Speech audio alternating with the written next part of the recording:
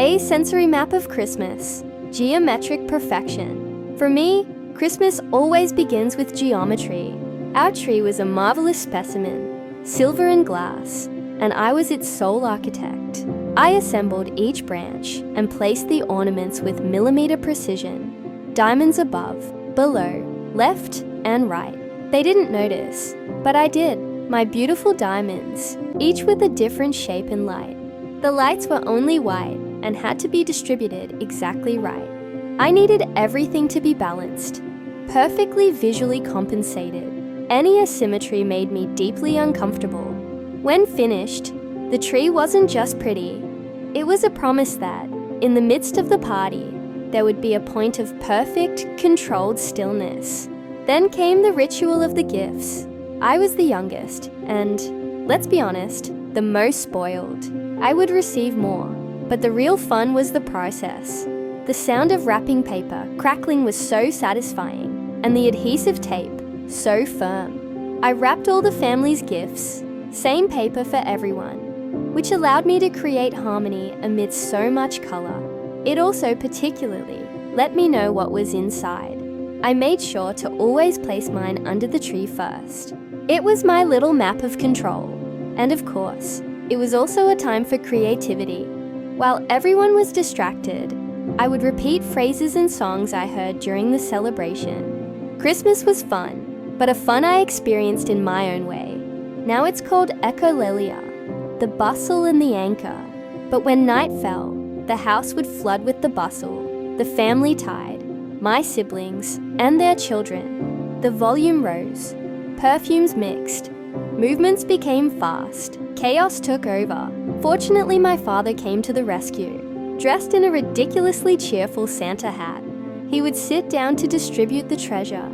Seeing him in that role, with that joy, was a relief. But the hardest test came later. Dinner. The excess conversation at the table was long and exhausted me. As soon as I finished my plate, my mind would disconnect and I would pull away. I couldn't tolerate the excess of social stimuli. I needed to move, and that's where I would seek my anchor, my refuge.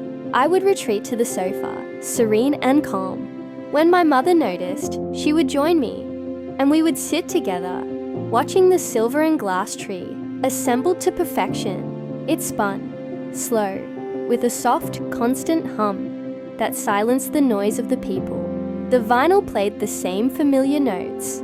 Oh, white Christmas, dream.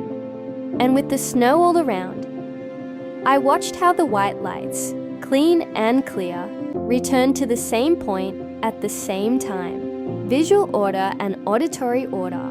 My mother would squeeze my hand, and we didn't need words.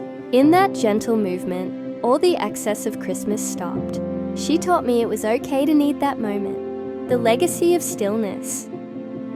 Now my parents are gone, but their love for this time of year is still the driving force.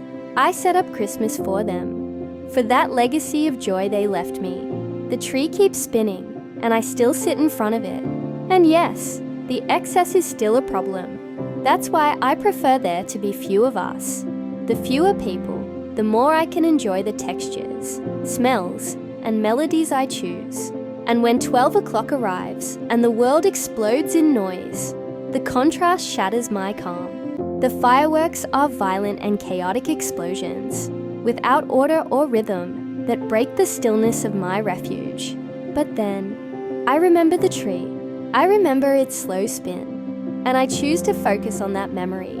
Because they taught me to love this time of year, they left me the most important gift, the ability to create my own calm and find my meaning in the midst of the celebration. That is my most perfect Christmas. Adriana Nash, 2025.